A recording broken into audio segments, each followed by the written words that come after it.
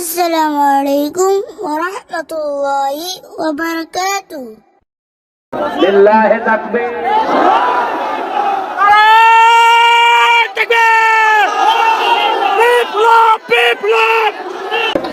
এখানে আমাদের ভাই এসেছে অমুসলিম কুড়িগ্রাম থেকে, উনি ইসলাম ধর্ম গ্রহণ করবে যে এফিডেভিট করে নিয়ে এসেছে। লিল্লাহি তাকবীর। হযরত ওমর যখন মুসলমান হতে এসেছিলেন বিশ্বনবী তাকবীর দিয়েছিলেন, আপনারা বলেন তো লিল্লাহি তাকবীর।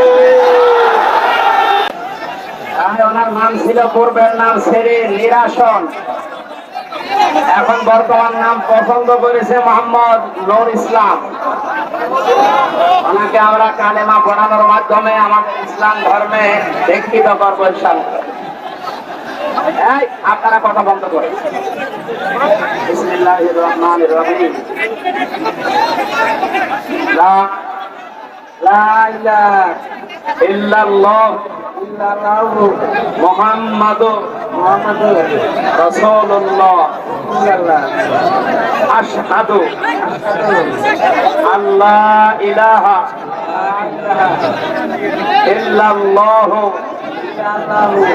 ওয়াহদাহু লা শারীকা লাহু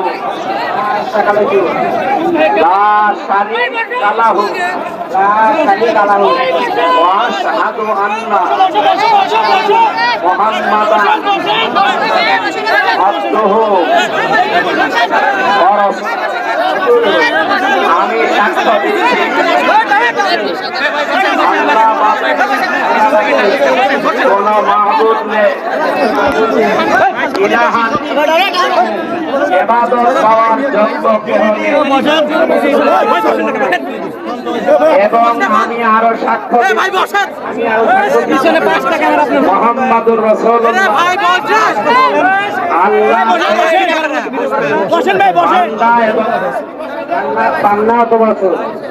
বান্দা এবং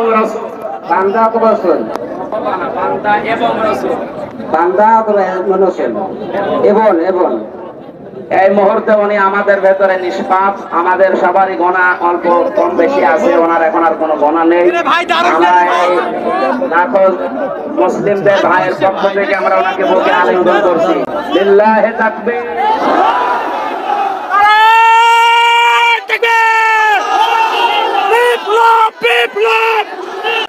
বাংলাদেশের নির্যাতিত জেলা গাইবান্ধা, কোরআনের জন্য বাংলার এই জমিনে সবচাইতে বেশি কোরবানি যারা দিয়েছেন, 1 নম্বরে সাতক্ষীরা, 2 নম্বরে গাইবান্ধা।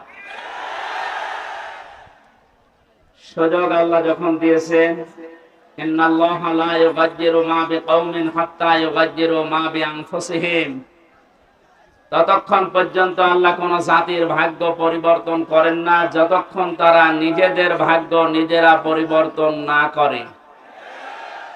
আল্লাহ একটু দয়া মায়া দেখিয়ে আমাদের হাতে যখন এনে দিয়েছেন, আমাদের ভাগ্যকে আমরা সুপ্রসন্ন করতে চাই।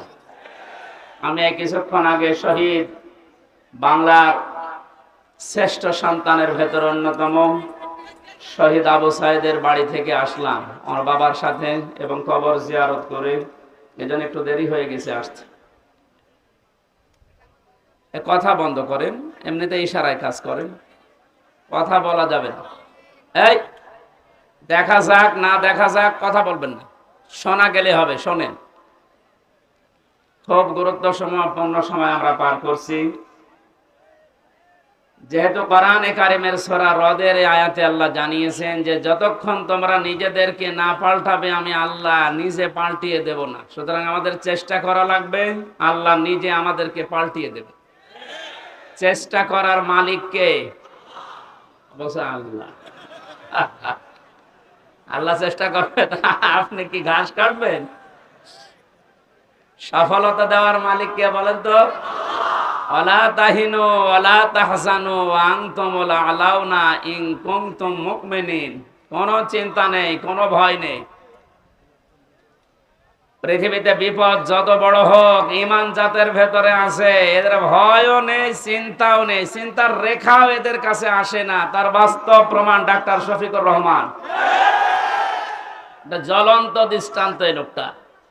এত বড় বড় বিপদ আসে, শরীরের ভেতরে, চেহারার ভেতরে কোনো চিন্তার লেশ পর্যন্ত আমরা পেলাম না। জেলখানায়ও দেখেছি না, কোনো চিন্তা নেই।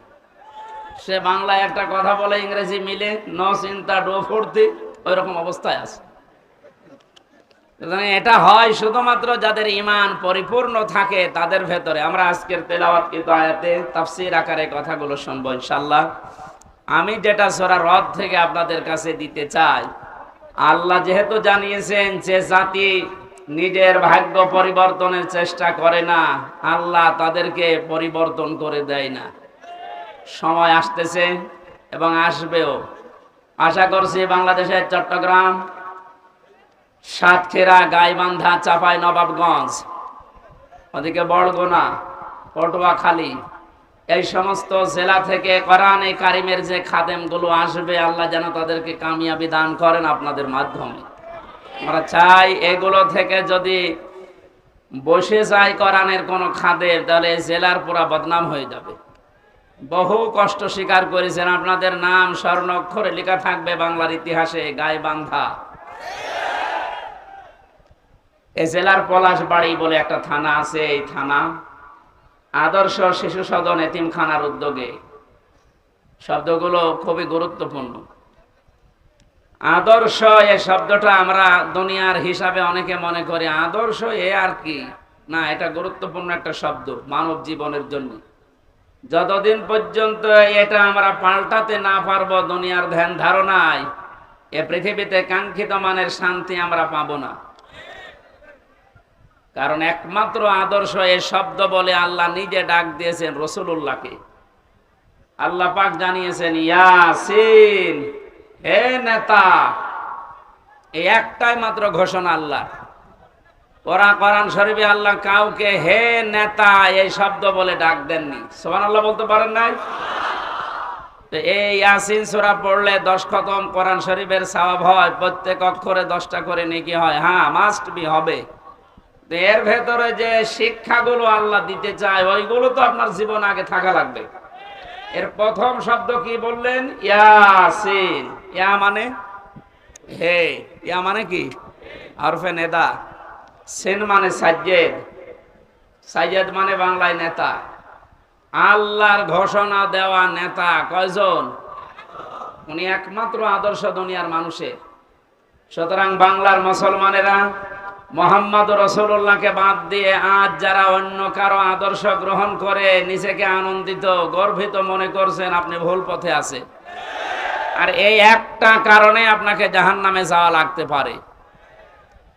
আপনি যদি অন্য ধর্মের হতেন আমি বলতাম না, আপনি যদি মুসলমান হয়তো না বুঝে ভুল করছেন। এজন্য আশা করছি আপনি এটা নিয়ে ভাববেন। মরণের পরে নবীজিকে আল্লাহ দেখিয়ে বলবে, মান হাজার রাজুল, এই লোকটা কে ছিল? আপনি যদি বলেন হাজা নাবিয়্যুনা মুহাম্মাদুর রাসূলুল্লাহ সাল্লাল্লাহু আলাইহি সাল্লাম, ইনি আমাদের নবী মুহাম্মাদুর রাসূলুল্লাহ, এই কথা বলার পরেই কিন্তু ফেরেশতারা জিজ্ঞাসা করবে, জীবনে প্রতিটি ক্ষেত্রে এই লোকটার আদর্শ মেনে চলেছো? এবার আমার মনে হয় যে মানুষগুলো বিভিন্ন সময় স্লোগান দিয়েছে, আমার নেতা, তোমার নেতা, অমুকের নাম দিয়েছে, মুহাম্মদুর রাসূলুল্লাহর নাম দেয়নি, ওই মানুষগুলো মাস্ট বি ধরা খাবে। আমরাও ধরা খেতে চাই, বলেন? এরপরও যদি কারো মনের পরিবর্তন না হয়, সে যেন বিশ্বাস করে তার বিবেকের উপরে কুকুরে প্রসাব করেছে। ও বলছে ঠিক। এখন যদি বাড়িতে যাই, এই যে দেখেন বসে আছে, এনে যদি বাড়িতে সালাম দেওয়ার পরে ওনার স্ত্রী ওনারে গালি দেয় কুকুরের বাচ্চা বলে, না ভালো লাগবে? বলেন, রাগ হবে? উনি যদি জ্ঞানী মানুষ হয়, চিন্তা করবে আমার তো শিক্ষিতা বউ, এত ভদ্র ঘরের সন্তান, আমার গালি দেয় কেন? অবশ্যই এর জিনে ধরেছে। কিসে? জিন অথবা পরিতে ধরেছে, নাই তো আমার গালি দেওয়ার কথা না, স্বাভাবিক নেই। আপনি যদি কোরআনে কারিমের অথেন্টিক কথাটা শোনার পরে আপনার যদি বিশ্বাস দরবেশ বাবার মতো হইতো, তাহলে আপনাকে আমি বলতাম না। ও দরবেশ কোরআন হাতে নিয়ে বলেছিল এর ভেতরে সমস্যা আছে, এই কারণেই তো দাড়ি কেটে ফেলিস। আল্লাহকে অপমান করিয়েছে শুধু কোরআনে কারিমে মানে সন্দেহ আছে এর ভেতরে, এই কথা বলার কারণেই। যে লোকটা এই কথা বলতে পারে তার ঈমান বলে কিছু থাকার কথা। আল্লাহ বলেন যালিকাল কিতাবু লা রাইবা ফি, এর ভেতরে কোনো ভুল নেই, সন্দেহ নেই, সন্দেহের অবকাশও নেই। আর এটা হাতে নিয়ে বলেছে এর ভেতরে সমস্যা আছে, তবে মেজর না। বলেন নাউজুবিল্লাহ। আমার ভাইরা, তো অল্প সময় কথা বলবে গরমে, কিন্তু কথাগুলো আপনাকে নিয়ে যাওয়া লাগবে। ইয়াসিন বলে আল্লাহ যারে নাম দিলেন তার নাম মুহাম্মাদুর রাসূলুল্লাহ। সুতরাং আজকে থেকে যদি বিবেকটা কাজে লাগে, মুহাম্মাদুর রাসূলুল্লাহ বাদ দিয়ে আপনি আর কাউকে নেতা আদর্শ হিসাবে মানবেন না। এ কথা দেওয়া যায় না। আলহামদুলিল্লাহ। শিশু সদন এতিমখানার নাম দিয়েছেন। এতিম এই শব্দটার ব্যাখ্যা শুনছিলেন, এত গুরুত্বপূর্ণ বিষয় এটা। বিশ্ব নবী নিজে এতিম ছিলেন। নবীজি জানিয়েছেন কেউ যদি এতিমের মাথায় হাত বোলায় যতগুলো চুল পড়বে অতগুলো সওয়াব হবে। এতিমের দায়িত্বে যারা থাকবে কিয়ামতে নবীর সাথে এভাবে পাশাপাশি জান্নাতে থাকতে পারবে। এ সুন্দর একটা প্রতিষ্ঠানের উদ্যোগে আজকের আয়োজন। পলাশবাড়ি SM মডেল পাইলট সরকারি উচ্চ বিদ্যালয়ে, পলাশবাড়ি পৌরসভা গাইবান্ধা। সভাপতির দায়িত্বে আছেন আমার আরাফাতের ভাই আলহাজ মাওলানা আব্দুল মান্নান মন্ডল। এতিমদের দায়িত্বে তিনি আছেন। আল্লাহ যেন এতিমদের এই দায়িত্ব পালন করার কারণে জান্নাতে নবীর সাথে এভাবে পাশাপাশি ব্যবস্থা করে দেন। মাহফিলের প্রধান অতিথি সাবেক উপজেলা চেয়ারম্যান গাইবান্ধা সদর, আমাদের অভিভাবক জনাব মোহাম্মদ আব্দুল করিম সরকার, বিশেষ অতিথি মাওলানা নসরুল ইসলাম লেবু, মাওলানা জহুরুল হক সরকার, আরো অনেক মানুষের নাম এখানে দেখতে পাচ্ছি। বিশেষ করে জনাব আবু বকর সিদ্দিক, অধ্যাপক গোলাম মোস্তফা, জনাব আবু তালিব সরকার মাস্টার, শহীদুল ইসলাম মনিরুজ্জামান সহ নাম না জানা মঞ্চে বসা শ্রদ্ধাভাজন ওলামা ইকরাম, সামনে বসা মুসলমান ভাইরা, পর্দার আড়ালের সম্মানিতা মা এবং বোনেরা, প্রাণ প্রিয় গাইবান্ধাবাসী, দল মত নির্বিশেষে কোরআনের এই আয়োজনে যারা সাড়া দিয়েছেন এবাদত মনে করে, এটা কিন্তু এখন এবাদত চলছে। যে এবাদতে কষ্ট বেশি হয় এবাদতে সওয়াব বেশি হয়। সুতরাং এই কষ্ট করে যারা এসেছেন শুনছেন এবাদত মনে করে বলেন আলহামদুলিল্লাহ। পৃথিবীতে আল্লাহর বড় বড় দয়ার কথা আমরা শুনেছি। সবচাইতে বড় দয়া রহমত আল্লাহর পক্ষ থেকে মানুষের জন্য চারটা পেয়েছি। কয়টা বলেন বলেন? এটা তিরমিজি শরীফের হাদিস। আল্লাহর নবী বলেন এক নম্বরে মানুষের সবচাইতে বড় দয়া, কিন্তু এটা পেলে মানুষ বেজার হয়। আল্লাহর দয়া রহমত, অথচ মানুষ পেলে বেজার হয়। কথাটা কেমন হয়ে গেল না? নবীজি কেন বললেন এবার মিলান তো? এক নম্বরে পৃথিবীর বড় দয়া রহমত, মানুষ যেটা পেলেই বেজার হয়ে যায় অধিকাংশ। তার এক নম্বরে কন্যা সন্তান। আমরা কি বেজার হব? আজ যারা জুজুর ভয় দেখাচ্ছেন বাংলাদেশে নারীদেরকে, যে ইসলামী আন্দোলন একামতে দিন যারা আছে এরা যদি ক্ষমতায় যেতে পারে আপনাদের ঘর বন্দি করে রাখবে, এই জুজুর ভয়টা দেখানো হচ্ছে না? বাংলাদেশের জামাতে ইসলামী বাংলাদেশের শ্রদ্ধাভাজন আমির, আমার মনে হয় কেউ যদি জিন্দা আল্লাহর ওলি দেখতে চায় ওই লোকটার যেন দিকে তাকায়। টাটকা ওলি। আমরা ওলি আল্লাহ খোঁজার জন্য সিলেটে যাই, সিলেটে যেখানে যাওয়া দরকার ওখানে যাই না। এক কথা বলেন না কেন? জীবিত ওলি দেখতে হলে এখানে যাওয়া লাগবে, সিলেটের পাশে মৌলভীবাজার কুলাউড়ায়। হেঁটে গেলে মনে করবেন এটা একেবারে জিন্দা ওলি। উনি ঘোষণা দিয়েছে নারীদেরকে আজ যারা জুজুর ভয় দেখাচ্ছেন, আমি গ্যারান্টি দিলাম যদি আল্লাহ আমাদেরকে জাতির খেদমতে কবুল করে, এই মেয়েরা পুরাটা উল্টিয়ে যাবে, তারা মনে করবে আমরা মায়ের কোলে আছি। ওনার কথার সাথে বাস্তবতার যেন আল্লাহ মিল করে দেন, বলেন আমিন। এজন্য কন্যা সন্তান যাদের আছে আপনি বেজার হবেন না, কারণ কারো রিজিকের দায়িত্ব কারো হাতের উপরে, ঘাড়ের উপরে, মাথার উপরে আল্লাহ দেয়নি। যে আসতেছে দুনিয়ায় তার রিজিক সে নিজে করে নিয়ে আসতেছে। কথা বলেন এখন, দায়িত্ব যতদিন আপনার উপরে আছে যেভাবে হোক আল্লাহ চালিয়ে নেবে। যেহেতু এটা নবীর কথা আছে, এটা বড় রহমত, অথচ আমরা বেজার হয়ে যাই। আমার তো আল্লাহ 2টা মেয়ে অলরেডি দিয়েছে, এখন যদি আরো মেয়ে আসে আমার কোনো নারাজি নেই, আমি খুশি। দ্বিতীয় নম্বরে হাদিসের ব্যাখ্যা শুধু বলছে, নবীজি জানিয়েছেন যারা মেয়ের বাবা আছো, মেয়েটা যখন কোনো বাড়িতে আসে ফেরেশতা পর্যন্ত বাড়িতে নাজিল হয়ে যায়। কোন ছেলে আসলে ফেরেশতা নাজিল হয়, এ কথা কোরআনেও নেই, হাদিসেও নেই। অথচ মেয়ে মানুষ আসলে ওই বাড়িতে আল্লাহ ফেরেশতা আগে পাঠায়। ফেরেশতারা আসার পরে মাথার উপরে হাত দেয়, ওই কন্যা সন্তানকে উদ্দেশ্য করে বলে এটা একটা দুর্বল দেহ, একটা দুর্বল দেহ থেকে বের হয়ে এসেছে। এই মেয়েটাকে যারা আদর যত্ন করবে, এর পেছনে শ্রম দেবে, দিনের শিক্ষা দেবে, সৎ পাত্র থেকে পাত্রস্থ করবে, কিয়ামত পর্যন্ত আল্লাহর সাহায্য ওই বাবা মা গার্জিয়ানের উপরে থাকবে। বলেন সুবহানাল্লাহ। এজন্য আল্লাহর এই বড় দয়া, বড় রহমত আমরা যেন বেজার না হই কোনোদিন। মেয়ে হওয়া মানে স্ত্রীর উপরে রাগ না, আপনার রাগ হচ্ছে আল্লাহর উপরে, কারণ ওটা তো আর স্ত্রী বানায়নি, বানিয়েছে কে? দ্বিতীয় নম্বরে পেয়েছি সবচাইতে বড় দয়া আল্লাহর পক্ষ থেকে, অথচ মানুষ বেজার হয়ে যায়, তার নাম মেহমান। নাম কি? এটার সাথে বাস্তবতার মিল আছে।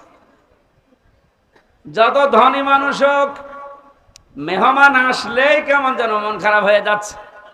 অথচ মেহমান যখন আসে, নবীজি বলেন সে তার নিজের খোরাকি সাথে নিয়ে আসে। বলেন সুবহানাল্লাহ। বিশ্ব নবী জানিয়েছেন 3 নম্বরে বৃষ্টি, 4 নম্বরে আল্লাহর নবী বলেন রোগ ব্যাধি। রোগ ব্যাধি যার যত বেশি হবে, তার দুনিয়ার অপরাধগুলো আল্লাহর মাধ্যমে মাফ করিয়ে নিষ্পাপ করে তার কাছে নিয়ে যাবে। সিস্টেম অপর পৃষ্ঠায় দেখুন তিরমিজি শরীফ, নবীজি বলেন 4টা বিষয়ে মানুষ আনন্দ পায়, 4টা বিষয়ে মানুষ খুশি হয়, কিন্তু আল্লাহর কাছে সবচাইতে ঘৃণিত নিকৃষ্ট এই 4টা। তার 1 নম্বরে নাম পেয়েছি যৌতুক। এদেশে নেই। সামাজিক ভাবে আন্দোলন গড়ে তোলা লাগবে। বৈষম্য বিরোধী ছাত্র আন্দোলনের মাধ্যমে যেহেতু সংস্কার চলছে, আজ বাংলাদেশের সমাজগুলো থেকে যৌতুক নামে এই মানবতার মহা কৌতুক বিদায় করে সংস্কার করা লাগবে। এই জন্য যতগুলো সংগঠন কাজ করছে মেয়েদের পক্ষে নাম নিয়ে, নারী পক্ষ, নারী স্বাধীনতা আন্দোলন, নারী বিপ্লব পরিষদ, নারী মুক্তি পরিষদ, এদেরকে বলছি এই 53টা বছর পার হয়ে গেল, আজও আপনারা যৌতুক মুক্ত করতে পারেননি। ইসলামের হাতে 5টা বছর তুলে দেন, যৌতুক নামে মানবতার সাথে মহা কৌতুক বাংলাদেশ থেকে মানুষ ঝাঁটিয়ে বিদায় করবে ইনশাআল্লাহ।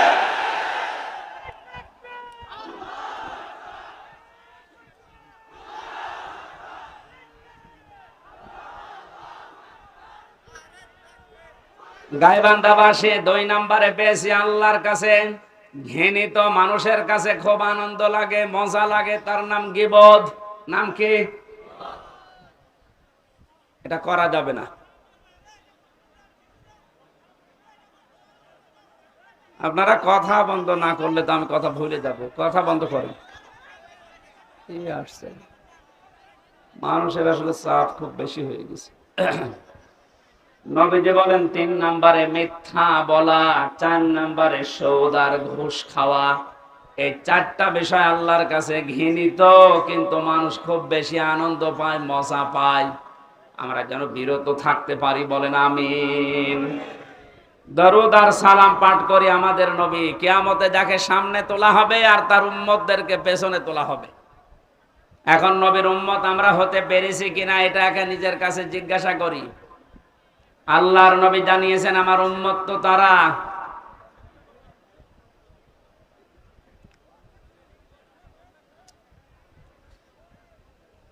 সূরা আরাফের ভেতরে 2 জায়গায় আল্লাহ এই আয়াতটা দিয়েছেন, উম্মতি মুহাম্মদি, যে আমিও মুহাম্মদ রাসূলুল্লাহর উম্মত। এ কথা যদি কেউ ঘোষণা দেয়, দাবি করে, সে যেন মানুষকে ন্যায় এবং ইনসাফের দিকে ডাক দেয়।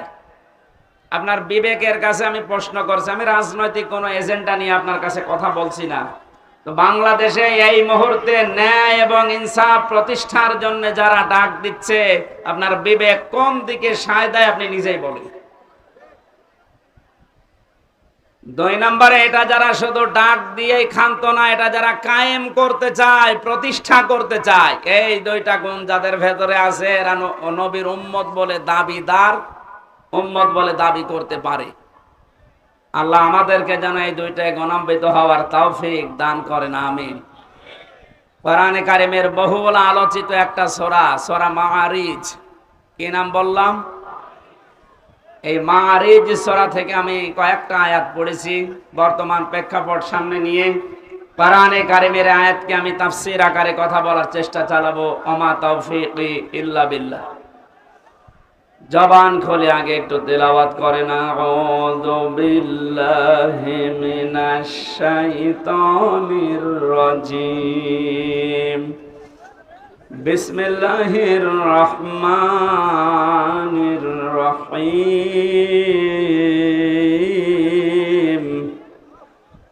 ওয়ালা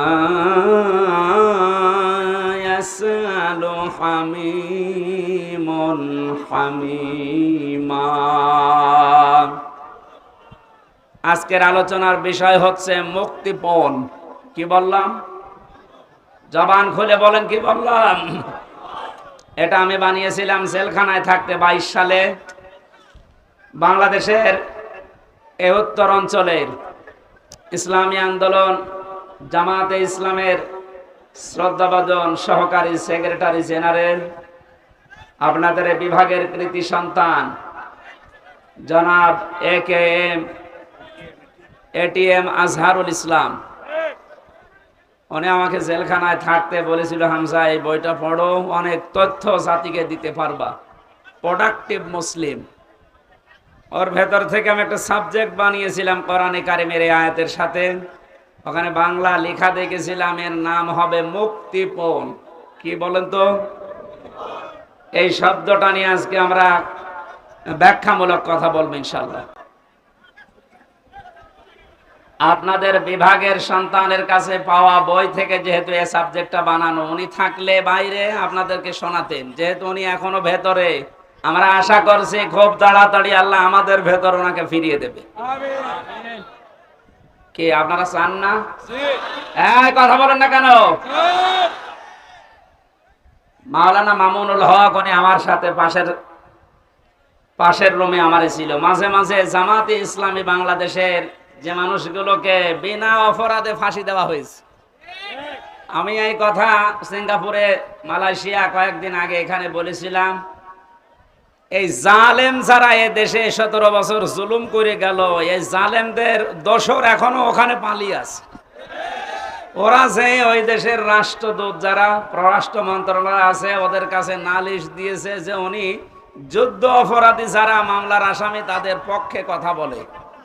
এটা যদি আমার অপরাধ হয়ে থাকে, আবু সাইদ সহ বাংলাদেশের হাজারের উপরে কয়েকদিন 5 তারিখের আগে যারা মানুষকে বিদায় করে দিল, এরা কি মানবতা বিরোধী অপরাধী না? আপনি শুধু নিজের দিকে টানবেন কেন? এরা যারা মারা গেছে এরা মানুষ না?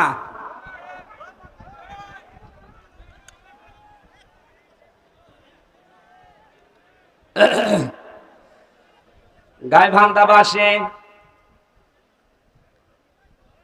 কিয়ামতের একটা কঠিন পরিস্থিতি আল্লাহ আমাদের সামনে তুলে ধরেছেন। এরপরে আয়াতগুলো দিয়ে আরম্ভ করছেন। আল্লাহ পাক বলেন, এমন জালজালা অবস্থা আমি পয়দা করব কিয়ামতের ওই ময়দানে, বুড়ো যুবক মানুষ দৃশ্য দেখেই বিদ্ধ হয়ে যাবে। ছোটাছুটি করতে থাকবে মানুষ, মেয়েদের লজ্জা স্থান লাগবে না, সন্তান হওয়ার জন্য পেট ফেটে বের হয়ে পড়ে যাবে। বলেন নাউজুবিল্লাহ। খামসিনা আলফা সানা মিম্মা তাউদ্দুন, মানো 1 2 3 4 করে যেভাবে গণনা করে, কিয়ামতে এক একটি দিন হবে আমাদের এই গণনা হিসাবে 50,000 বছরের মতো লম্বা। আপনি আওয়াজ কি কমাচ্ছেন নাকি? হ্যাঁ, বাইরে চলে গিয়েছে আজকে, আসলে হলো না। আপনাদের আগে এখান থেকে মাহফিল নেওয়ার আগে আগে মাইক বলবো, আগে এভাবে হয় না। আমার এখনই গলা ব্যথা করছে ভাই। এরে এখন আপনি মেরে ফেললেও হবে? বলেন তো, ওর মায়ের 700 কত পাওয়ার, এখানে 2000 পাওয়ার লাগবে।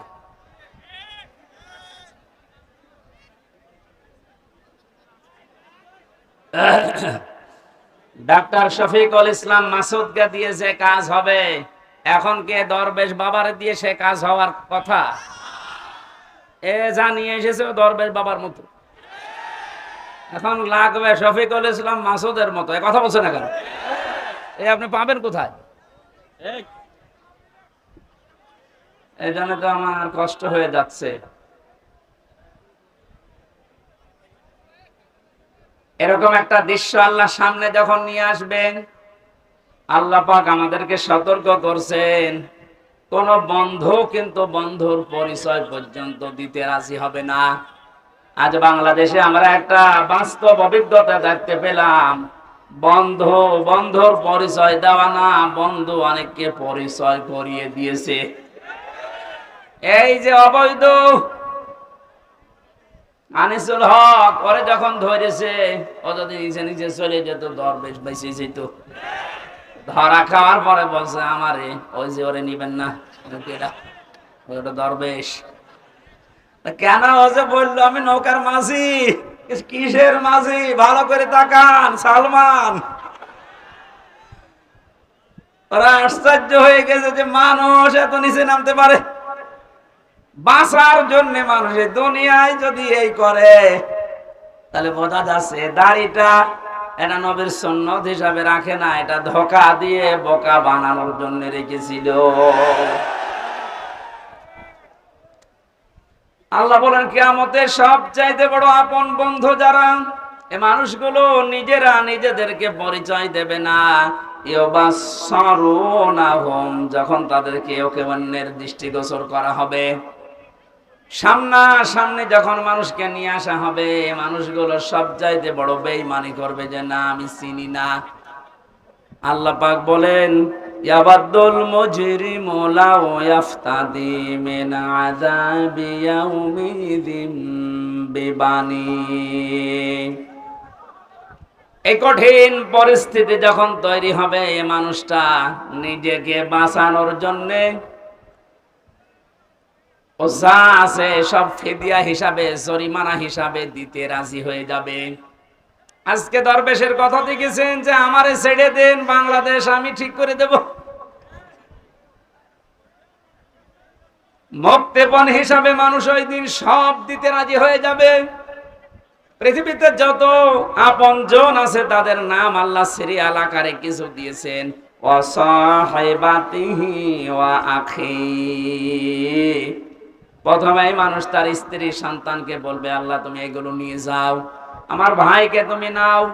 ও ফাসিলাতি হিল্লাতি তুবি, এই দুনিয়ায় যারা তাকে আশ্রয় দিত, দলীয় লোক, সামাজিক লোক, বংশের লোক, যারাই তাকে আশ্রয় প্রশ্রয় দিত, এই মানুষগুলোকে বলবে আল্লাহ এগুলো দিয়ে দিলাম। বলেন নাউজুবিল্লাহ। এ কথাকে আপনি 100 ভাগ বিশ্বাস করেন? বলেন। আমি আমার নিজের কথাই বলছি, আপনি নিজের সাথে এবার মিলাবেন। এই যে নিজের দলীয় লোকজন সব মানুষ দিতে চাইবে মুক্তিপণ হিসাবে, অমাং ফেলা আরদি জামিআ, এমনকি দুনিয়ায় তার স্থাবর অস্থাবর যত সম্পদ ছিল সব আল্লাহকে বলবে আল্লাহ নিয়ে নেন। সুম্মা ইউনজি, এরপরও আমাকে আপনি নাজাত দেন, বাঁচান। মুক্তিপণ হিসাবে যেগুলোর নাম বললাম, নিজের স্ত্রী সন্তান, ভাই ভগদর, দলীয় লোক, দুনিয়ার সব স্থায়ী অস্থায়ী সম্পদ, ওর আর কিছু আছে? সব দিতে রাজি হবে, কোরআন বলছে। এরপরেও বলবে আমাকে বাঁচান, আমাকে ছেড়ে দেন। আল্লাহ পাকও জানিয়েছেন সঙ্গে সঙ্গে, কাল্লা, কখনো না, ইন্নাহা লাযা, অবশ্যই আমি আল্লাহ তাকে জাহান্নামে লাজার দরজা দিয়ে প্রবেশ করাবো। জোরে বলেন নাউজুবিল্লাহ। আল্লাহ যদি গ্যারান্টি দেয় তার ভেতরে কোনো ফাঁক ফোকর থাকার কথা? উনি বলছেন না, কখনো না। তুই যেগুলো দিতে চাইলি একটাও আমি মুক্তিপণ হিসাবে নিতে রাজি না। তোকে আমি লাজাই দেব। এখন লাজা কি? আমরা এখানে অনেকে এর আগে শুনেছি যে জাহান্নামের স্তর আল্লাহ বানিয়েছেন 7টা। কয়টা বলেন বলেন? জান্নাতের স্তর কয়টা? 100টা। আমরা তাই 8টা জানি। কোরআনে কারিমের ভেতরে 100টার উপরে জান্নাতের স্তর আল্লাহ সাজিয়েছেন। এর ভেতরে জাহান্নামের স্তর যেহেতু 7টা, ধাপ 7টা, এক একটা ধাপের আলাদা আলাদা নাম আছে। 3 নাম্বার যে ধাপটা তার নাম লাযা। আল্লাহ বলেন এত ভয়ঙ্কর এটা, নাযাআতাল লিশাওয়া। এই জায়গায় প্রবেশ করানোর সঙ্গে সঙ্গে মানুষের চামড়া খসিয়ে ফেলবে। বলেন নাউজুবিল্লাহ। এ পৃথিবীতে যত রকমের শাস্তির জায়গা আমি জীবনে যত দেখেছি, এই যে আয়না ঘরের নাম এখন শুধু শুনছি, আগেও বলতে পারতাম কিন্তু আমার বলতে দেয়নি। আমিও মাটির নিচে ছিলাম, গুম হয়েছিলেন এই যে আপনাদের এলাকার সন্তান। কত মানুষ গুম হয়েছিল এই দেশে। অনেকে বলে যে কি করেছে যে তাদের এত কিছু বলা লাগবে, গালি দেওয়া লাগবে। বাংলাদেশে যদি জালেমেরা কিচ্ছু না করে থাকে, ওদের শাস্তি দেওয়ার জন্য, বরদোয়া করার জন্য আয়না ঘরই যথেষ্ট। আপনি শুধু নাম শুনেছেন, এদের বাস্তবতা কত নির্মম। একটা পশুর সাথেও মানুষ এত নিকৃষ্ট আচরণ করে না। আমার সাথে যে মাওলানা ছিল মুফতি ফখরুল ইসলাম, উনি বলছিলেন আমাকে নিয়ে প্রথমে আমার এই হাঁটুর ভেতর দিয়ে হাত দিয়ে হ্যান্ডকাপ দিয়ে 24 ঘন্টা বেঁধে রাখতো একটা তারের সাথে। শুধু টয়লেট করার জন্য 1.5 থেকে 2 মিনিট সময় দিত, খাওয়া দাওয়ার জন্য কয়েক মিনিট দিয়ে 24 ঘন্টা এভাবে বাঁধা। ঘুম নেই, একটু ঘুম যদি আসে গরম দিত। ওই আপনি বলেন তো, কোন বিড়াল বেঁধে রাখে মানুষ, পাখি খাঁচার ভেতরে রাখে, তারপরে তো কঠিন আচরণ করে। এরপরেও যদি জালেমরা নিজেদের জুলুমের ফিরিস্তি খুঁজে না পায় যে কি করেছি আমি যে আমার পদত্যাগ করা লাগবে, প্রকাশ্য গুলো তো বাদই দিলাম, গোপনে যেটা এইটাও যদি এখন সামনে ভালোভাবে নিয়ে আসেন, আপনি যে জালেম ছিলেন পৃথিবীতে তামাম দুনিয়া স্বীকার করবে। এই জন্য উপদেষ্টা যারা আছে তাদের একজন আসিফ, এই ছেলেটা জানিয়েছে বাংলাদেশের আয়না ঘর যেখানে যেখানে আছে এগুলো ধ্বংস করা লাগবে না, এগুলো রেখে দেন। মানুষ যেন দেখে বসে যে পৃথিবীর ময়দানে বাংলাদেশ নামক জায়গায় একটা জালেম ছিল। জালেমদের জন্য আপনি মায়া দেখায় অনেকে এখন বলে না কি আর করেছেন। সারা দেশের 18 কোটি মানুষও যদি আপনাকে মাফ করে দেয়, আমি আমার বাস্তবতা থেকে বলছি ব্যারিস্টার আরমানের বউ আপনাকে মাফ করবে না। ইলিয়াস আলীর স্ত্রী আপনাকে মাফ করবে না, যে ধোঁকা দিয়ে তাকে বোকা বানালেন যে আমি কিছু জানি না, অথচ প্রমাণ হয়েছে ওনাকে মেরে ফেলা হয়েছে। ও গাইবান্ধাবাসী, এই কথাটা আমি ভেতর থেকে বলছি এই কারণে, কারণ জালেম ছাড়া এখনো পর্যন্ত আমরা দেখতে পাচ্ছি অনেকে জালেমের পক্ষে সাফাই গাচ্ছে।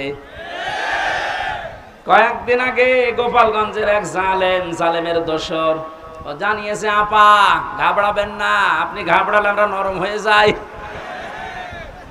এখনো এই কথা বলেন? ওনার বিবেক আছে? আপনি জানেন বাস্তবতা কত নিচে নেমেছিল? এই দিককার মানুষগুলো কি, এরা কি মানুষ নাকি? ওইটা তো বলা যাচ্ছে না।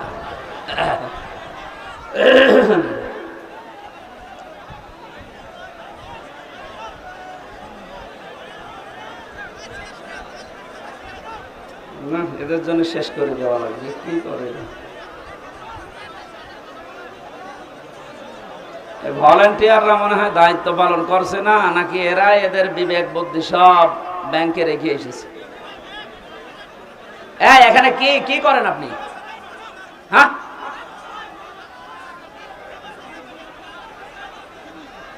এমনিতে মাইক মন মতো না, কোনো আওয়াজ আছে, আবার এরা যদি এত ডিস্টার্ব করে কিভাবে কথা বলে?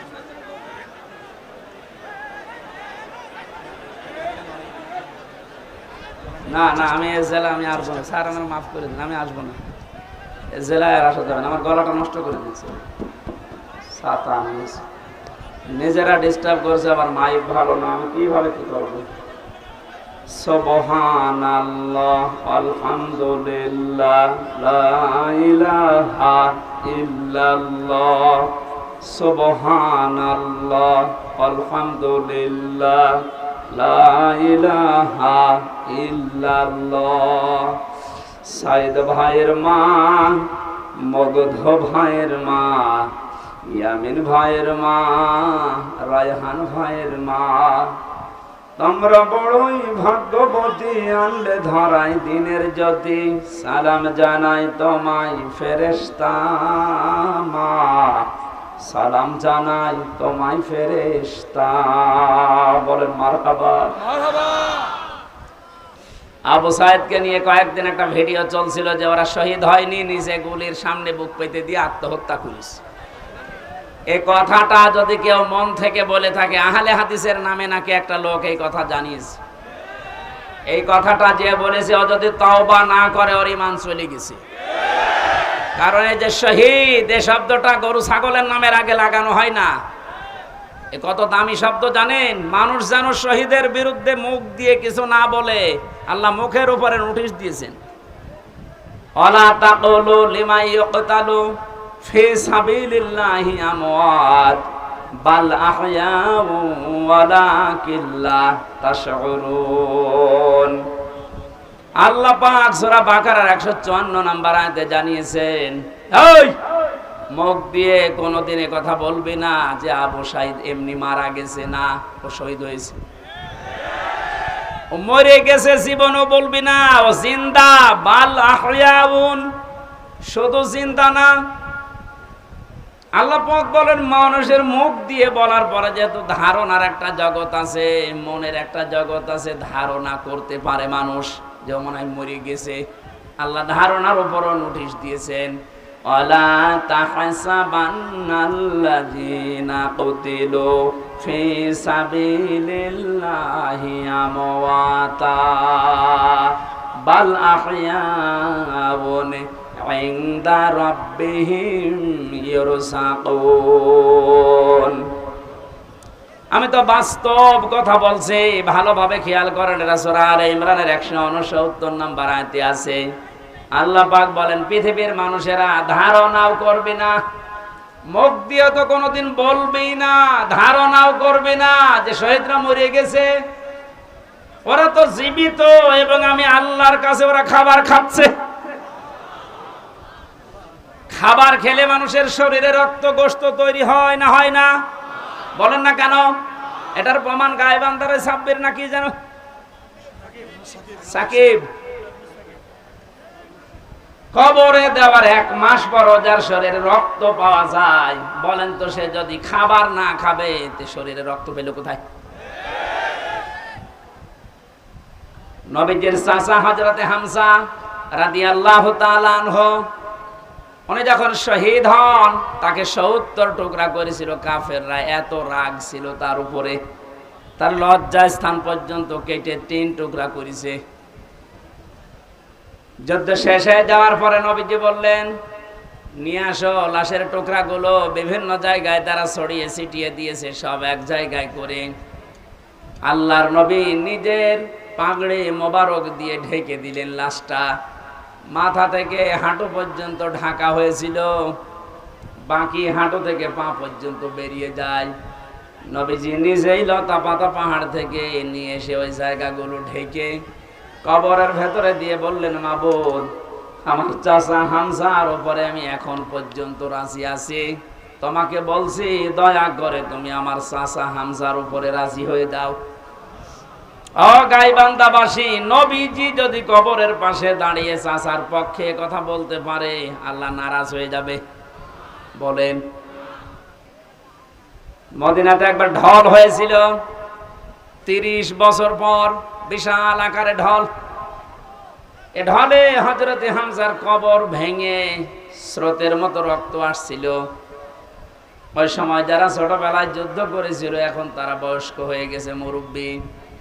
রক্ত আবিষ্কার করতে গিয়ে দেখে অনুসন্ধানে 30 বছর আগে উহুদের ময়দানে নবীজির চাচা হযরতে হামজা শহীদ হওয়ার পর কাফের কর্তৃক যেখানে যেখানে আঘাতপ্রাপ্ত হয়েছিলেন ওই জায়গাগুলো দিয়ে এখনো ফিনকি দিয়ে রক্ত বের হচ্ছে। উনি যদি খাবার না খাবেন 30 বছর পরে ওনার শরীর থেকে রক্ত আসবে কোত্থেকে?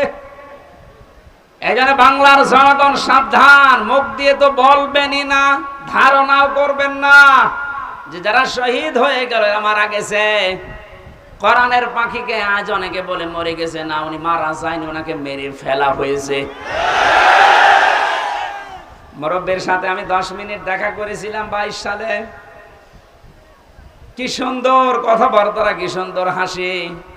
আমার তো একদিন পরে পরে আমরা সংবাদ পেতাম ওখানে, এত কঠিন অবস্থায় আমার রাখতো। যেদিন উনি মারা গেছে তার পরের দিন পেপারে দেখলাম যে উনি মারা গেছে। বাইরে এসে দেখলাম যে ভিডিওগুলো হাসপাতালে নিয়ে আসার সময়, বের করার সময় যে হাসিটা দিয়েছিল, কোন অসুস্থ মানুষের মুখ দিয়ে ওই হাসি বের হওয়ার কথা না। অনেকে ধোঁকা দিয়ে বোকা বানিয়ে জেলার আর সোফার এখন স্বীকার করছে যে আমরা উপরের নির্দেশে এটা করেছি, আমাদেরকে বলা হয়েছিল যে সই স্বাক্ষর করে বলেন যে নির্বাহী আদেশে ছেড়ে দেবে। আমরা এই প্রসেস শেষ করে দিলাম। এই যে ডাক্তার মোস্তফা জামান নামে এই কোলাঙ্গার উপরের নির্দেশ পেয়ে শেষ পর্যন্ত সারা বিশ্বের আলেমদের মাথার মুকুট আমরা যাকে মনে করি, এই যে তাফসীর মাহফিলের জনক যিনি পৃথিবীতে, বিশেষ করে বাংলাদেশে তো হবেই। তাফসীর মাহফিলে শব্দ শুনলেই মানুষ মনে করে আল্লামা সাঈদী।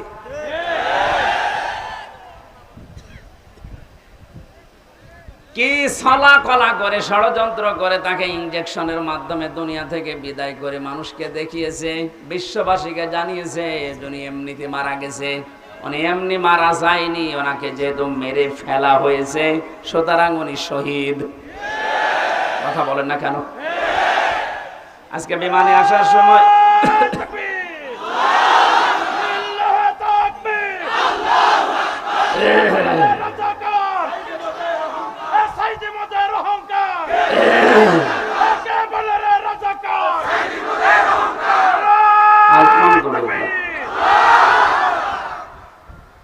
আজকে মিরপুরে নামাজ ছিল 10 নম্বরে, মিরপুর ঢাকা। নামাজ শেষ করে প্লেনে ওঠার পরে আমার পাশে যে লোকটা বসে আছে উনি আমারে বলছিল, হুজুর আমরা আপনার দলের লোক না, কিন্তু আমরা জানি আপনাদের আলেম কোলের শিরোর। লোকটা দেখলাম আল্লাহ রাসূল বিশ্বাস করে না, কথাবার্তা রাজা বুঝলাম। আমাকে বলছে আল্লামা সাঈদী আপনাদের কোরআনের পাখি বলে যারে জানেন, এই লোকটাকে এমনি মারা যায়নি, ওনাকে মেরে ফেলা হয়েছে। আপনারা যারা আছেন এই মানুষগুলাই চুপ করেন, এই মানুষগুলোকে আপনারা বলেন এই ডাক্তার মোস্তফা জামানকে নিয়ে আপনাকে যে রিমান্ডে নিয়েছিল 10 দিন, ওরে 2 দিন নেন, 2 দিন একটু রিমান্ডে নেন, ও সত্য কথা সব বলে দেবে যে কিভাবে কিভাবে কিভাবে। আমির জামাত ডাক্তার শফিকুর রহমান উদার হয়ে সবাইকে মাফ করে দিয়েছে, কিন্তু উনি একটা শেষ কথা জানিয়েছে, অন্যায়ের সাথে সরাসরি যারা জড়িত এই মানুষগুলোর কোনো ক্ষমা নেই। নবীজি যেমন 13 জনকে মাফ করেছিলেন, বলেছিলেন যদি এরা কাবা শরীফের গিলাফ ধরেও থাকে ওখানেও এদেরকে মেরে ফেলা লাগবে। 1500 বছর আগে যদি 13 জন ওইরকম হয়, 1500 বছর পরে আমার মনে হয় এখন 26 জন হয়ে গেছে। তার ভেতরে এই কালা অন্ডকোষ্ঠ উড়ে গেছে। এরকম আরো যে শয়তানগুলোর কারণে হাজার হাজার মানুষ বিনা কারণে আমার মতো 3 বছর 5 বছর 10 বছর 15 বছর জেলে ছিল, এদেরকে আপনি কি জবাব দেবেন? মাফ করে দিলেই সব হচ্ছে? কেউ যদি জালেমকে মাফ করে দেয় সে যেন মুসলিমের উপর অবিচার করে। এজন্য ভুক্তভোগী যারা, আমরা তো জানি আমার মেয়েটা আমারে চেনে না, ছোটটা, আমার মনে কি দুঃখ বলেন তো? আমি যদি অপরাধ করতাম আপনি আমার অভাবে রাখতে পারতেন, কিচ্ছু জানি না। কিন্তু সুখের সংবাদ, গত পরশুদিন আমার মামলা সব ঢিসমিস হয়ে গেছে। কারণ বিচারপতি দেখার পরে বলছে কি দেখে বিচার করব, এর ভেতরে তো কোনো মাল নেই। এতদিন আমি বিচার করতাম কিন্তু আমি পারি নাই, উপরের নির্দেশ ছিল তাই। এখন যেহেতু এড়া ঘোড়া, কোনো চাপ নেই, এ মামলার কোনো বিচার নেই, সব ফেলে দিলাম। যা, আজকে আমার উকিল দেখা করে বলল যে সব বাতিল করে দিয়েছে। আদালত পর্যন্ত হাসে যে একটা মামলা হলো, আর এইটার কারণে 3 বছরের জেলে রাখা লাগবে, অথচ সাজা যদি লাগিয়ে দেয় সর্বোচ্চ 3 মাস রাখার মতো, অথচ বিনা কারণে রেখেছিল কয় বছর? 3 বছর। আপনি তো মাফ চাচ্ছেন জনগণের কাছে, জনগণের ভেতর তো আমি একজন, আগে আমার কাছে মাফ চাবেন। আমি মন থেকে যদি মাফ করে দেই আপনি মাফ পাবেন। যদি বলেন হুজুর আল্লাহ না, আল্লাহ মাফ করবে না, কারণ আল্লাহ আমার উপর ছেড়ে দিয়েছে, কারণ এই দায়িত্ব এখন আল্লাহর নেই। আল্লাহ তো হক্কুল্লাহ আর আমি হক্কুল ইবাদ। এক কথা বলুন, আপনি কোন মুখ নিয়ে ব্যারিস্টার আরমানের বোর কাছে মাফ চাবেন বলেন? আমান আজমির স্ত্রীর কাছে কি করে মাফ চাবেন? মহিলাটা আজ কত বছর অপেক্ষা করে না থাকতে পারে, গত বছর বিয়ে করে ফেলেছে।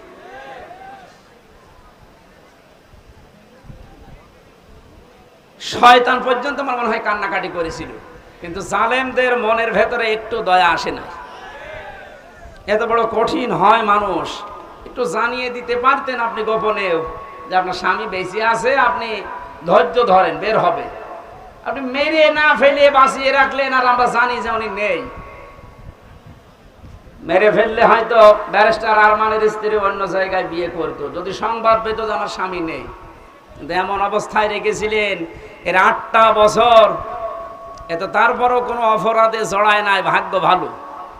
কথা বলে না কেন? অন্য কোন সাধারণ মেয়ে লোক হলে কত কিছু কত জায়গায় পৌঁছিয়ে দিত। 76 বছর বয়সে এখন শুনছে নাকি বিয়ে করবে, আর তাদের বয়স 35 বছর 32 বছর। এই সমস্ত বয়সে নিজের যৌবনকে যারা 8টা বছর স্বামী আছে কি নেই এই দোদুল্যমান অবস্থায় নিজেকে কন্ট্রোল রাখতে পারে, এগুলো আল্লাহর টাটকা নির্ভেজাল ওলি। আর অনেকে ফতোয়া দিয়েছিল আল্লাহর ওলি মহিলা এই পৃথিবীতে একজন আছে, এদেশে যদি কেউ জান্নাতে যায় মানবতার কন্যা জান্নাতে যাবে।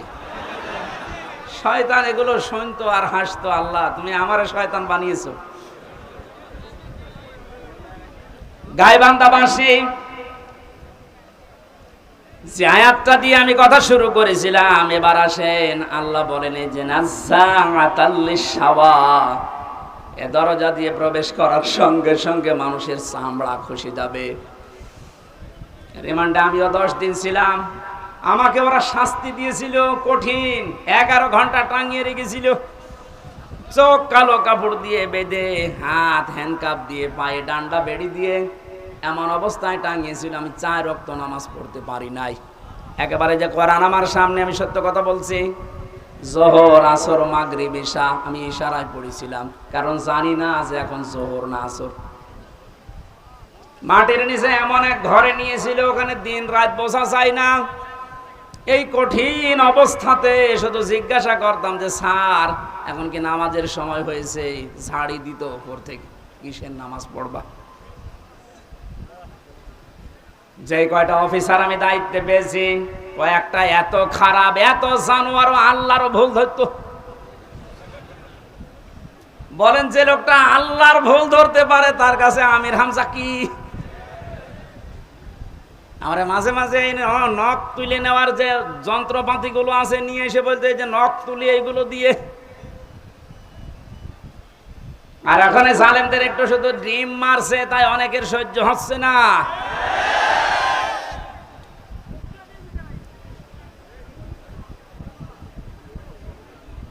এত বড় কঠিন শাস্তির ভেতরে কেউ 8 বছর 10 বছর, আমি তো কান্নার আওয়াজ শুনতাম মাঝে মাঝে 7 তলা থেকে। কারারক্ষীরা বলতো, এমনকি ওখানে প্রশাসনের যে মানুষগুলো বলতো, হুজুর এখানে অনেকেই 2 বছর 3 বছর 5 বছর আছে, কেউ জানে না। আপনি যদি বাইরে যেতে পারেন বলবেন। কিন্তু ভাগ্যের নির্মম পরিহাস, বের হওয়ার পরে এমন এমন থ্রেট দিয়েছে, যদি কোনো কথা উচ্চারণ করি আমিও গায়েব হয়ে যাব। আল্লাহ যেহেতু নিচে দয়া করে এখন সুযোগ দিয়েছে, এ বাংলাদেশের শুধু ডিবি অফিসে না, এই ডিজিএফ এর দায়িত্বে যারা আছে, আর্মির এখানে মাটির নিচে আয়না ঘর না, এরকম বহু জায়গায় আছে, যেখানে যেটা আছে খুঁজে বের করে ওখান থেকে সবাইকে তাড়াতাড়ি মুক্ত করে দেন। এটা মানবতার সাহিত্যের সব চাইতে বড় অপরাধ, এই আয়না ঘর, এই গুম। আজকে বিশ্ব গুম দিবস ছিল। বাংলার মানুষেরা এ কঠিন কঠিন শাস্তির পরও আমরা তাকিয়ে দেখলাম ওনার মাথার চুল উঠে গেছে, কিন্তু চামড়া ওঠে নাই। আর আল্লাহ বলেন, নাজ্জাতাল লিশাওয়া, এই লাজা দিয়ে প্রবেশ করার সঙ্গে সঙ্গে মানুষের আগে চামড়া উঠে যাবে। এখন আপনি টের পাচ্ছেন যে কঠিন, কত বড় ভয়ঙ্কর জায়গা। এই লাজার ভেতরে আল্লাহ বলেন, তাদউ মান আদবারা ওয়া তাওয়াল্লা, তাদেরকে লাজা ডাকতে থাকবে যারা সত্যকে সত্য জানার পরেও পিঠ ফিরিয়ে চলে গেছে। এই যে সেই 8:30 থেকে 9:30 থেকে আরাম আরম্ভ করেছি, এখন 10:30 বাজতেছে। একটা ঘন্টায় যত কথা বললাম, একটা কথা কোরআনের বাইরে, হাদিসের বাইরে মন মতো বলেছি। কোনো উদাহরণ যদি দিয়েছি কোরআনের সাথে মিলিয়ে দিয়েছি। এই সত্য পথের দিকে আপনাকে আমি আহ্বান জানাচ্ছি। আমরা এক জালেম থেকে মুক্ত হয়ে পৃথিবীর আর কোন জালেমের হাতে ধরা দিতে চাই না। আমরা এখন কোরআনে কারিমের বাস্তব অভিজ্ঞতা দেখতে চাই। কারণ এই দেশটা 53 বছর স্বাধীন হয়েছে, বাবা চালিয়েছে অনেক দিন, আমরা দেখলাম। আমি দেখি নাই, মুরব্বি দেখিস। স্বামী চালিয়েছিল, আমি দেখি নাই, কারণ 92 সালে জন্ম। এ মুরব্বিরা দেখেছে। চাচা চালিয়েছিল, আমি দেখেছি না, কানে জানি না, শুনেছি। কথা বলছে না কেন? ববরটা তো দেখলাম, ভাবিরটাও দেখেছি। সবাই তো সবার মতো চালিয়েছে। এখন শুধু দেখতে বাকি আছে যে কোরআন দিয়ে দেশ চললে কেমন দেখা যায়।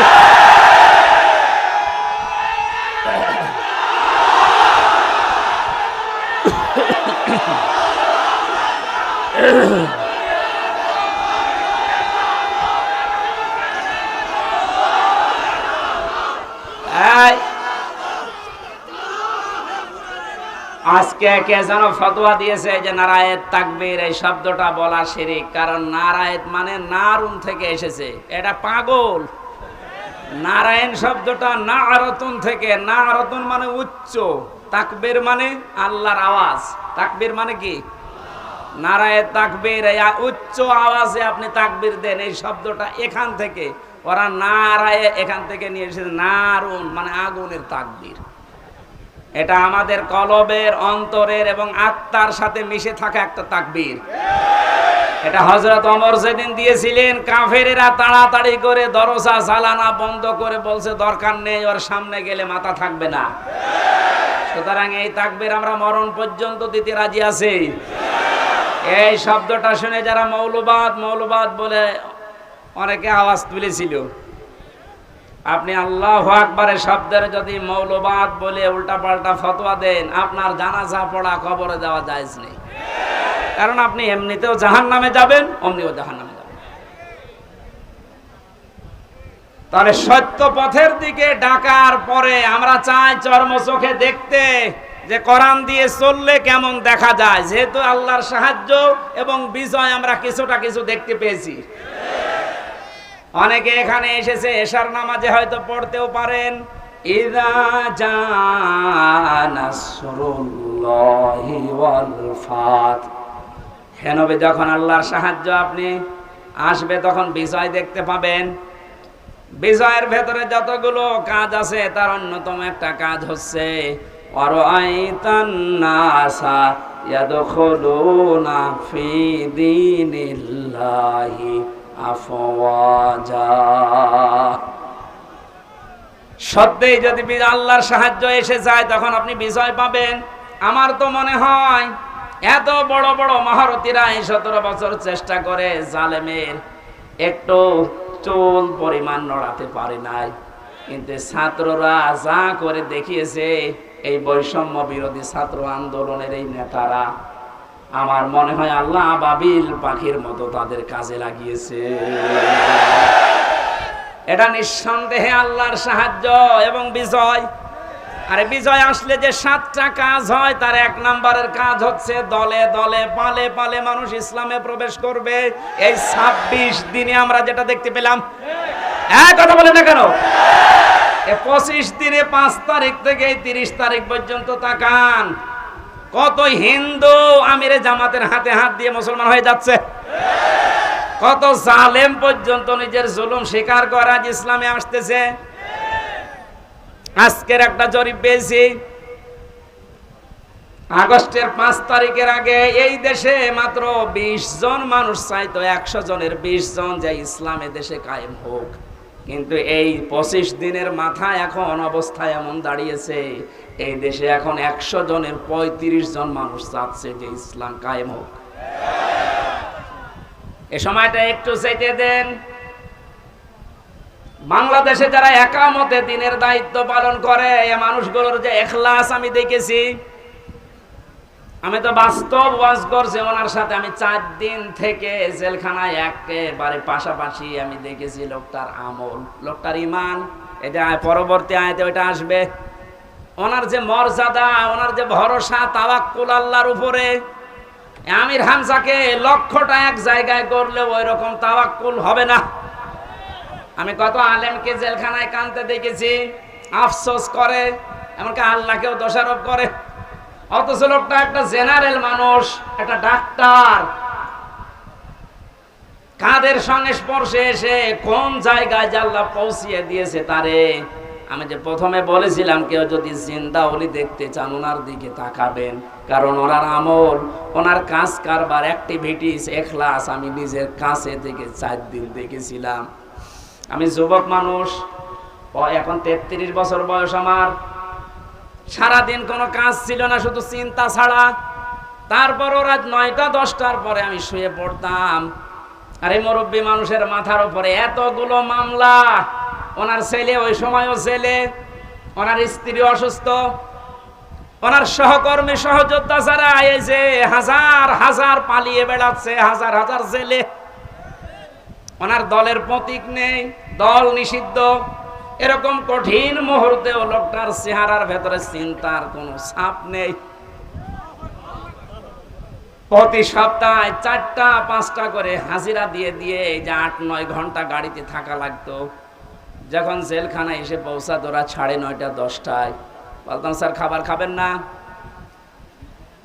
আপনার এই যে এখানে কিছু দুষ্ট লোক আছে, ওদের মাধ্যমে মোবাইল পাওয়া যায়, চুরি করে নিয়ে এসে দেয়। আমার বলছে, হামজা মোবাইল দিয়ে করব কি? কেন? আপনার সন্তান আছে, ছেলে, আপনার স্ত্রী অসুস্থ, আপনার দলের লোক সব পালিয়ে বেড়াচ্ছে, একটু খোঁজ নেবেন না? আমারে যেটা শুনিয়েছে ওই কঠিন মুহূর্তে, আমার বলছে, হামজা আমার সন্তান সহ, স্ত্রী সহ, আমার সহকর্মী সহযোদ্ধাদেরকে আমি আল্লাহর হাতে রেখে এসেছি। আমার তো একেবারে পুরাপুরি বিশ্বাস ওই দিন থেকে যে ওনার এই তাওয়াক্কুলের কারণে এই 25 দিনে 20 থেকে 35-15% মানুষ ইসলামে আসা বেড়ে গেছে। এখানে মানুষগুলোর ইখলাসের আপনি দাম দিতে শেখেন। এদেশের দেশপ্রেমিক হিসাবে যদি এখন 1 নম্বরের তালিকায় থাকে যারা ভুয়া তুলেছিল, তাদের এখন মানুষ চিনে ফেলেছে। বাংলাদেশের একজন পতিতযশা আলেমে দিন মুফতি কাজী ইব্রাহিম বাইরের দেশ থেকে ঘোষণা দিয়েছে, মানে কিন্তু পাগল ছাগল না, 10 জন আলেম যদি এই দেশে থাকে তিনি একজন। ঘোষণা দিয়েছে এই বাংলাদেশে যদি কেউ দেশপ্রেমিক বলে দাবি করে সেটা 1 নম্বরে জামাত আর শিবিরেরা, বাকিগুলো যারা এগুলো তুলতেছে, এই কথা শোনে না, বাকি যারা এগুলো তোলে অধিকাংশ গুলোই মিথ্যাবাদী, দেশপ্রেমের ধোঁয়া তুলছে যে আমি দেশপ্রেমিক, অথচ শরীরের ভেতরে দেশপ্রেমের কোনো চিহ্ন নেই। পায়ে যে জুতা দিয়ে আছে বিদেশি জুতা, গায়ে যে শার্ট দিয়েছে বিদেশি শার্ট, হ্যাঁ কথা বলে না কেন? এমনকি মাথার চুলেন কাটিং তাও বিদেশি, বিরাজ করে এসেছিল বিদেশি, এমনকি বিয়ে করেছে তাও বিদেশি। আর কি বলছে দেশ শয়তান এগুলো দেখে হাসতো, এখন মনে হয় শয়তানের হাসি একটু বন্ধ হয়েছে।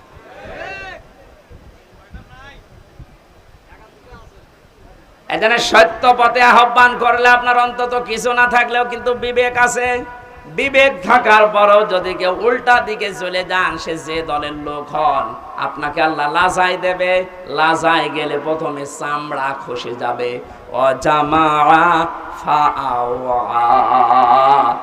আল্লাহ পাক বলেন 2 নম্বরে দুনিয়ায় যারা মাল সম্পদ জমা করে আর মনে করে এটা স্থায়ী ভাবে থাকবে, এটা আজকে অনেকেই 17 বছর মনে করেছিল। এজন্যই তো পদ্মা সেতুর চাইতেও একজনের টাকা বেশি। এই দরবেশের টাকার পরিমাণ দেখেছেন, শুধু ঋণ ছিল 36,000 কোটি টাকা পদ্মা সেতু বানাতে। 2 নাম্বারই করে লেগেছে মাত্র 32,000 কোটি। তার মানে ওর টাকা দিয়ে আরেকটা বানানো যাবে। এই আয়াতের সাথে 100 ভাগ মিলে গেছে। ওরা মাল সম্পদ জমা করে আর মনে করে এটা স্থায়ী ভাবে আমার কাছে থাকবে, এ আর হাত ছাড়া হবে না। আল্লাহ এমন ভাবে ধরেছেন, চোখ বন্ধ করার সময় দেয়নি। এই কথাগুলো বলতে বলতে আল্লাহ মানুষের কিছু আচরণ এবার তুলে ধরবেন। এবার আমি সহ যারা বসে আছি প্রত্যেকে আল্লাহর এই আয়াতের সাথে মিলান। ইন্নাল ইনসানা খুলিকা হালুআ। অবশ্যই আমি আল্লাহ মানুষকে বানিয়েছি অস্থির চিত্ত রূপে। সব সময় মানুষ শুধু ব্যস্ত ব্যস্ত ব্যস্ত।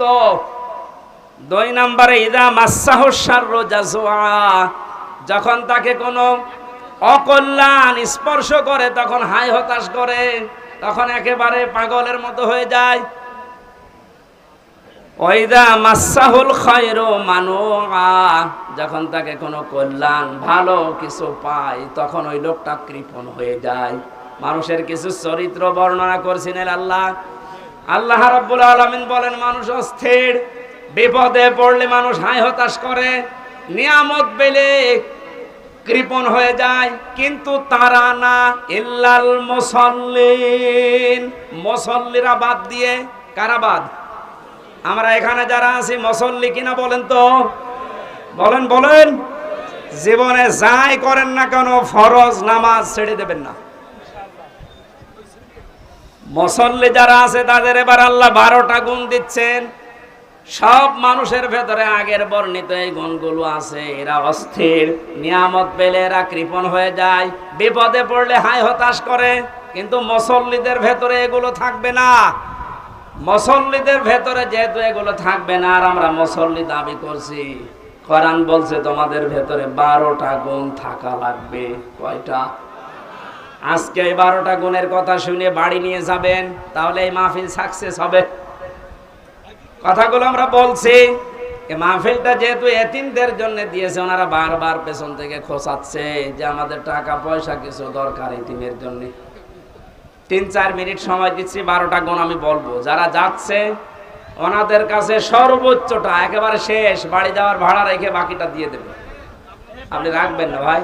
আমার আশপাশে যদি আর কোনো জায়গায় অনুষ্ঠান আছে, মনে হয় যে পীরগঞ্জে আছে একটা, এরপরে কোথায় কোথায় যেন আছে আমি মনে নেই সঠিক, এলাকায় আসলে এশার নামাজের পরে আমারে তুলে দিয়ে আর মাইক নেবেন জেলা শহরের পাওয়ারওয়ালা মাইক। আমার আজকে গলাটাও ব্যথা করছে। যারা যাচ্ছে কই, লোকজন কই?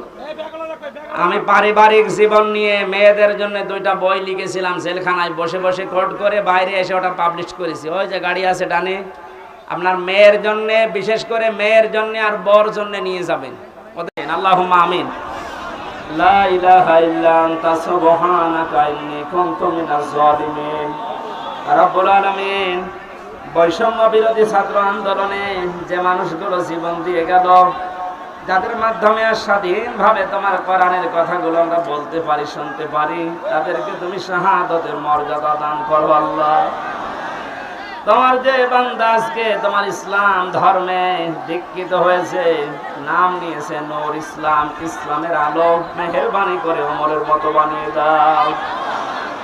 এই পলাশবাড়ির ময়দানে যারা কোরআনের জন্য কষ্ট স্বীকার করেছে, এদেরকে মাফ করে দাও। আগামীতে এই মাহফিলটা কোরআনের খেদমতে, কোরআনের প্রচার প্রসারে বিশাল আকারে কবুল করো। মা বোনদেরকে মাফ করে দাও। আজ আমার কণ্ঠের মারাত্মক ব্যথা করছে, আমার কণ্ঠটা তুমি ভিক্ষা দাও।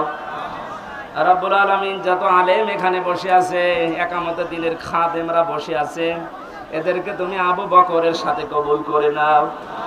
এই বাজারে যত মানুষ ব্যবসা বাণিজ্য করে, আল্লাহ ব্যবসা বাণিজ্য বরকত দিয়ে দাও। যত এতিম এই পলাশবাড়ির মানুষেরা লালন পালন করছে, আল্লাহ এতিমদেরকে মেহেরবানি করে, মুহাম্মদ রাসূলুল্লাহ যেহেতু এতিম ছিলেন, তার সাথে তুমি কবুল করে নাও। এদের অভাব অনটন দূর করে দাও। এই রংপুর বিভাগের মানুষেরা, বিশেষ করে আমরা জানি বাংলার অন্য এলাকার তুলনায় এরা এমনিতে একটু গরিব মানুষ, আল্লাহ এদের অভাব দূর করে দাও, এদের স্বভাব তুমি ভালো করে দাও। এই গাইবান্ধা জেলাটা কোরআনের ঘাঁটি, সারা বাংলাদেশ এটা জানে, আল্লাহ এটা যেন এরা সামনে প্রমাণ দিতে পারে, সেই ঈমান এবং যোগ্যতা এদেরকে তুমি দাও। বারাকাল্লাহু লানা ওয়া লাকুম ফিল কোরআনিল আযীম। কখন কার মরণ চলে আসে জানি না, মরতে আমাদের দুঃখ নেই, চিন্তাও নেই, ভাবনাও নেই, কিন্তু আমরা শাহাদতের মরণ চাই। কোরআনের পাখি সারাটা জীবন দোয়া করতো, আল্লাহুম্মা ইন্নী আসআলুকা শাহাদাতান ফি সাবিলিক। আল্লাহ জানে তুমি তাকে শাহাদতের মরণই দিয়েছো। আমরা সবাই মন থেকে এই দোয়া করছি, আল্লাহ তুমি আমাদেরকে শাহাদতের মরণ দিয়ে ধন্য করো। যখন এই মরণ আসবে, শেষ কথা যেন আমাদের মুখ দিয়ে বের হয়, লা ইলাহা ইল্লাল্লাহু মুহাম্মাদুর রাসূলুল্লাহ।